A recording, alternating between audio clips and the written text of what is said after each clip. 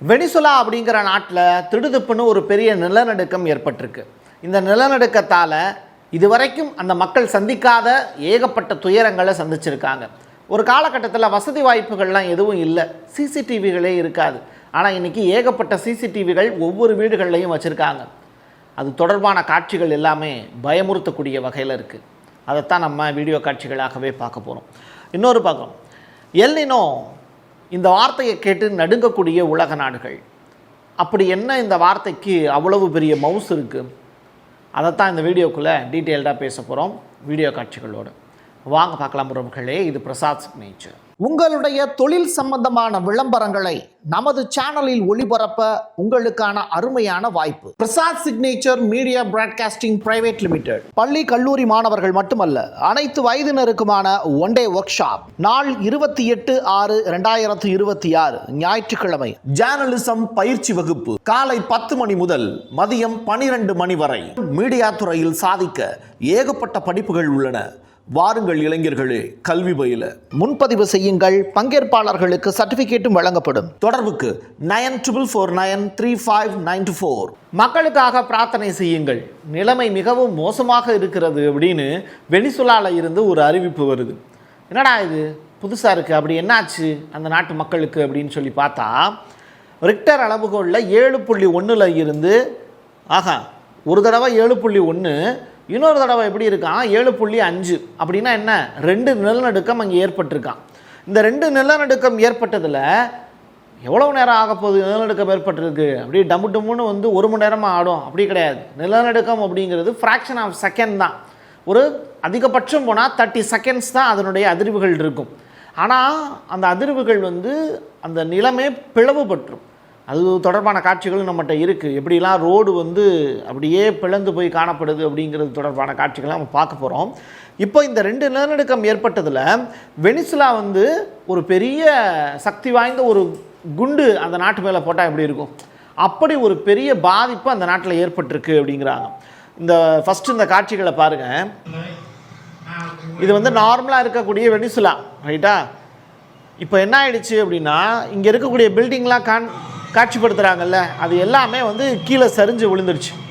இது நிலநடுக்கம் ஏற்பட்டதற்கு பிறகு வெனிசுலாவினுடைய காட்சிகள் தான் இது. மக்கள் இன்னும் உயிரோடு இருக்காங்களேன்னு பார்க்குறீங்களா? 10,000-லேருந்து 1,00,000 பேர் இறந்து போயிருக்கலாம் அப்படிங்கிற பயம் இப்போ மக்களுக்கு இருக்குது. இன்னும் அந்த நிலநடுக்கம் ஏற்பட்டதற்கு பிறகு அந்த வீடுகள் இடிஞ்சு விழுந்ததில்லை, அதுக்கு பின்னாடி என்ன நடந்தது அப்படிங்கிறதே இன்னும் மக்கள் உணர முடியல.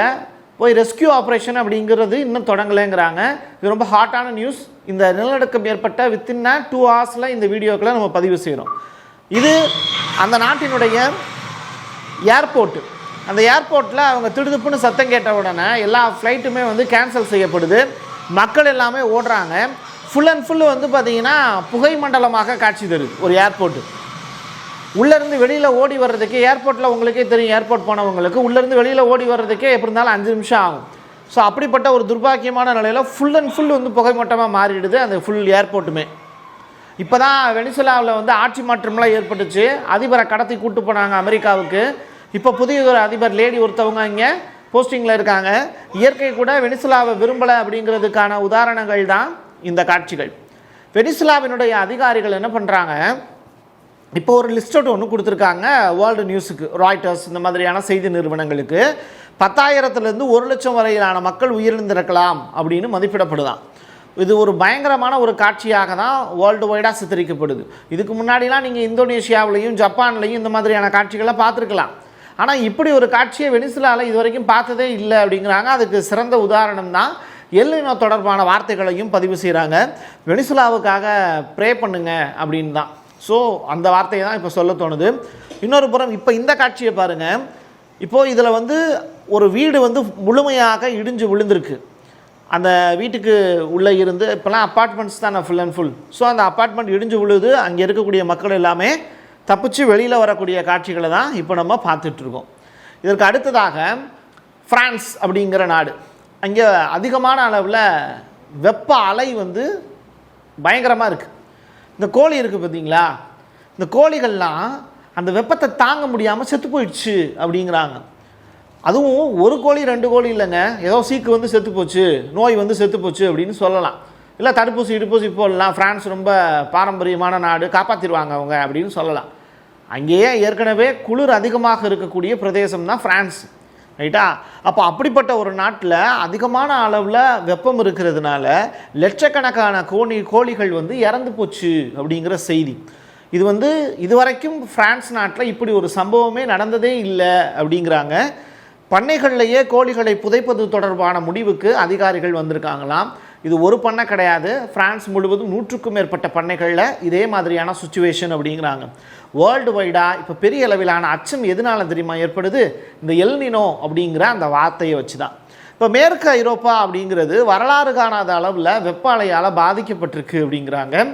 இந்த பாதிப்பு அப்படிங்கிறது டஜன் கணக்கான மக்கள் வந்து உயிரிழந்திருக்காங்க. உங்களுக்கே நல்லா தெரியும். இப்போ ஒரு ஆள் இறந்து போகிறாரு, ஒரு வயசான ஆள் நம்ம ஊர் பக்கம் இறந்து போகிறாரு அப்படின்னு வச்சுக்கோங்களேன்.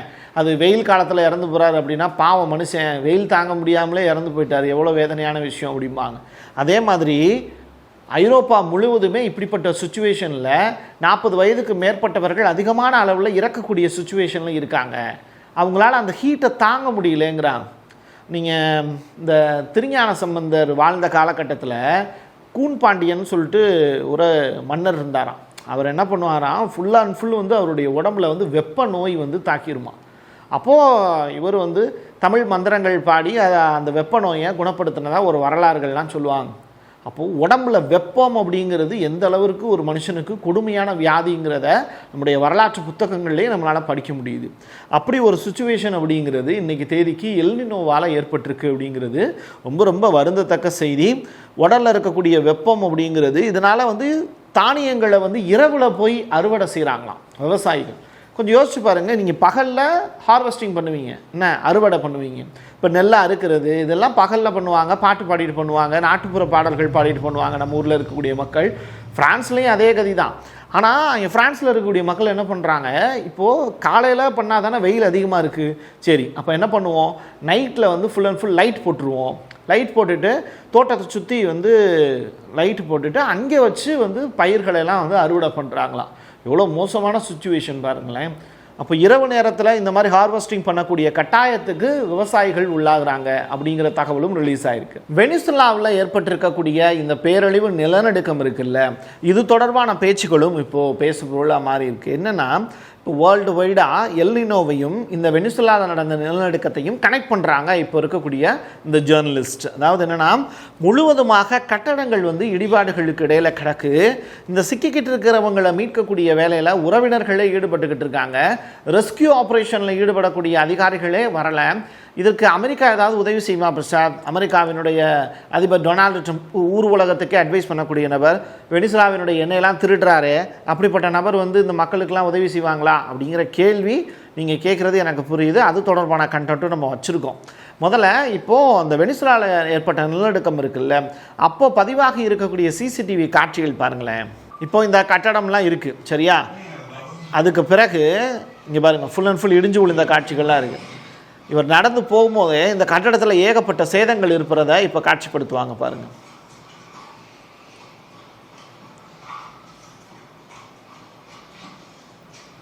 உயிருக்கு தப்பிச்சு ஒவ்வொருத்தவங்களும் ஓடிக்கிட்டு இருக்காங்க. இது பாருங்கள் ஃபுல் அண்ட் ஃபுல் வந்து உடஞ்சி போயிருக்கு, எல்லாமே உடஞ்சி போய் கிடக்கு. முழுமையாக இப்படி பாதிக்கப்பட்டிருக்கக்கூடிய கட்டடங்கள் ஒரு புறம். இந்த காட்சியை நீங்கள் பார்த்தீங்கன்னா ரொம்ப பெரிய அளவில் ஷாக் ஆகிடுவீங்க. பாருங்களேன், ரோட்டில் 2 பேர் நிற்கிறாங்க, நிலநடுக்கம் 2 பக்கமும் ஏற்படுது.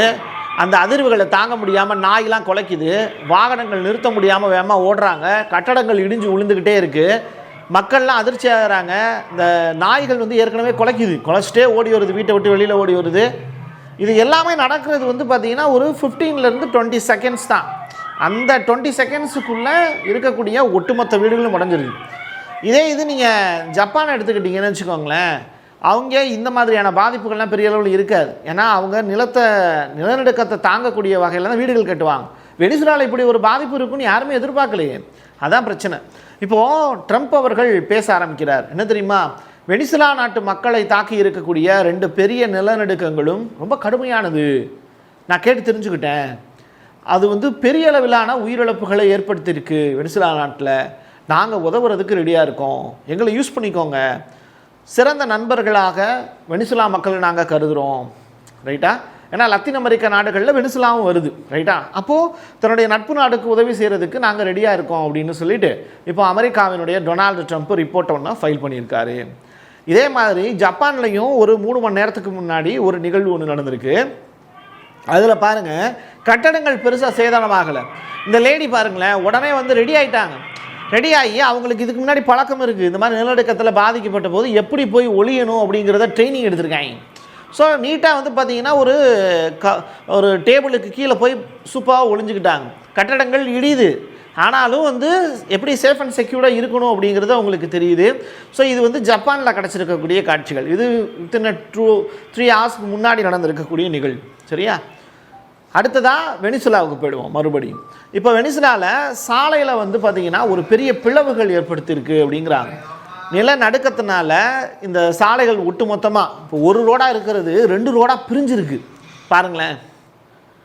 வண்டிகள்லாம் மறுபடியும் திருப்பி அனுப்பப்படுது. ரோடுகளுக்கு இடையில் இருக்கக்கூடிய பிளவுகள் தான் இந்த காட்சிகள் பார்க்க முடியுது. இந்த காட்சி அப்படிங்கிறது வெனிசுலாவில் எடுக்கப்பட்டது. யாரோ ஒருத்தவங்க மேட்ச் பார்த்துட்டே இருந்திருக்காங்கங்க. இந்த ஃபிஃபா வேர்ல்டு கப் இருக்குல்ல, வேர்ல்டு கப்பில் ரொனால்டோ, மெஸ்ஸி, இந்த 2 பேரை தவிர நமக்கு ஃபுட்பாலில் வேறு யாரும் தெரியாதுன்னு வச்சுக்கோங்களேன். அதான் தமிழ்நாட்டினுடைய நிலைமை. இதை வச்சு கண்டென்ட்டாக நிறையா பேர் போட்டுக்கிட்டு இருக்காங்க, அது வேறு விஷயம். எது எப்படியோ இந்த ஃபுட்பால் மீது தீரா காதலுடையவர்கள் யார் அப்படின்னா ஐரோப்பா நாட்டை சேர்ந்தவங்க. அவங்க இந்த ஃபுட்பால் மேட்சை பார்த்துட்ருக்காங்க. அப்படிப்பட்டவங்க வெனிசுலாவில் வந்து பார்த்திங்கன்னா இந்த மேட்சை பார்த்துக்கிட்டு இருக்கக்கூடிய ஒரு நபர், அவருடைய வீட்டில் நடக்கக்கூடிய காட்சிகள் சிசிடிவியில் பதிவாகிருக்கு. அந்த காட்சிகள் தான் இது. ரொம்ப பெரிய அளவிலான டேமேஜ் அப்படிங்கிறது அந்த இடத்துல ஏற்பட்டிருக்கு அப்படிங்கிறத பார்க்கும்போதே நம்மளால் உணர முடியுது. எல் நினோ அப்படிங்கிறது என்ன அப்படிங்கிறதையும் நம்ம தெரிஞ்சுக்க வேண்டிய காலகட்டத்தில் இருக்கோம். ஏன்னா ஒரு 2-7 ஆண்டுகளுக்கு இடப்பட்ட இடைவெளியில் இந்த எல் நினோ ப்ராசஸ் அப்படிங்கிறது நடக்குங்கிறாங்க. சரிப்பா, அந்த வார்த்தை என்னதான் அர்த்தம் அப்படின்னு கேட்டால், மத்திய மற்றும் கிழக்கு பூமத்திய ரேகை பசிபிக் பெருங்கடலில் கடலுடைய மேற்பரப்பு அப்படிங்கிறனுடைய வெப்பநிலை இருக்குல்ல, அது வந்து அதிகமாகிடும். கடலுடைய அந்த மேல் மட்டத்தில் வந்து வெப்பநிலை ஜாஸ்தி ஆகும்போது என்ன ஆகும்னா, அது நிலத்தில் வந்து இயற்கையாகவே காலநிலை மாற்றத்தை உருவாக்கிடும் அப்படிங்கிறாங்க. அப்போது 2-7 ஆண்டுகளுக்கு ஒரு முறை நிகழக்கூடியது 9 - 12 மாதங்கள் வரைக்கும் நீடிக்கக்கூடிய இந்த நிகழ்வு. வித்தின் 3 மந்தில் இப்போ நமக்கு செப்டம்பர் அக்டோபரில் அது தொடங்கிடும் அப்படின்னு சொல்கிறாங்க 2027. அப்போது இவ்வளோ பெரிய பாதிப்பு ஏற்பட போகுது அப்படின்னா அதுக்கு எப்படி தயாராகணும்? என்ன பாதிப்பு வந்துடும் அப்படின்னா, கடுமையான மழை பெய்யும், அதிகமான வெயில் அடிக்கும், அதிகமான குளிர் இருக்கும். இது எல்லாமே மாற்றி மாற்றி இந்த 3 பருவகாலங்கள் அப்படின்னு சொல்லுவாங்க. ஒரு வருஷத்தில் இப்போ 12 மாதம் இருக்குது அப்படின்னா நீங்கள் வந்து 4ஆக பிரிச்சுக்கோங்க, ரைட்டா? ஒரு பக்கம் வெயில் அடிக்கும், இன்னொரு பக்கம் மழை அடிக்கும், இன்னொரு பக்கம் குளிர் அடிக்கும். இது எல்லாமே அதிகமான அளவில் இருக்கும், அதை மக்களால் தாங்க முடியாது. ஸோ இதுதான் அந்த எல் நினோவில் இருக்கக்கூடிய பிரச்சனை. இது 2026 பிற்பாதியில் ஆரம்பித்து 2027 ஏப்ரல் மே மாதம் முடியும் அப்படின்னு தான் கணக்கிடுறாங்க. இதுதான் நடந்துக்கிட்டு இருக்கக்கூடிய விடயங்கள். இதனால் நமக்கு என்ன பாதிப்பு அப்படின்னு சொல்லி கேட்டிங்க அப்படின்னா, பருவமழை தப்பி பெய்யும், அதாவது முன்னாடியே பெய்யும் இல்லாட்டி பின்னாடி பெய்யும். இது அதிகமான அளவில் கொட்டி தீத்துரும். தேவையான அப்படிங்கிற அந்த இடத்துக்கு தாண்டி அதிகமான அளவில் பேரழிவை ஏற்படுத்தக்கூடிய வகையில் இருக்கும். சென்னையில் மழை பெஞ்சதில் 2015, அதாவது 2015-16 தொடக்கத்தில் பெருமழை பெருவெள்ளம்லாம் கேள்விப்பட்டோம்ல, அந்த மாதிரியான சுச்சுவேஷனுக்கு தள்ளிடும் அப்படிங்கிறாங்க. ஸோ இதனால் ஏகப்பட்ட இறப்புகள், உயிரிழப்புகள் உள்ளிட்ட விஷயங்கள்லாம் நடக்குவதற்கான வாய்ப்பு இருக்குது அப்படிங்கிற அச்சமும் தமிழ்நாட்டு மக்களுக்கு இப்போது ஊட்ட வேண்டிய தேவை இருக்குது. அதற்கான முன்னெச்சரிக்கை நடவடிக்கைகளை நம்ம ஏற்படுத்திக்கணும். நம்முடைய அரசும் அதை செய்யணும் அப்படிங்கிற எதிர்பார்ப்பு நமக்கு இருக்குது. பார்ப்போம் அது செய்வாங்களா என்னன்னு. என் கையெழுத்து என் மக்களுக்கானது உறவுகளே. மீண்டும் ஒரு பதிவில் சந்திக்கலாம். நன்றி, வணக்கம். உங்களுடைய தொழில் சம்பந்தமான விளம்பரங்களை நமது சேனலில் ஒளிபரப்ப உங்களுக்கான அருமையான Prasad signature media broadcasting private limited பள்ளி கல்லூரி மாணவர்கள் மட்டுமல்ல, அனைத்து வயதினருக்குமான ஒன் டே ஒர்க் ஷாப். நாள் 28/6/2026 ஞாயிற்றுக்கிழமை. ஜேர்னலிசம் பயிற்சி வகுப்பு காலை 10 மணி முதல் மதியம் 12 மணி வரை. மீடியா துறையில் சாதிக்க ஏகப்பட்ட படிப்புகள் உள்ளன. வாருங்கள் இளைஞர்களே, கல்வி பயில. முன்பதிவு செய்யுங்கள். பங்கேற்பாளர்களுக்கு சர்டிபிகேட்டும் வழங்கப்படும். தொடர்புக்கு 94493594.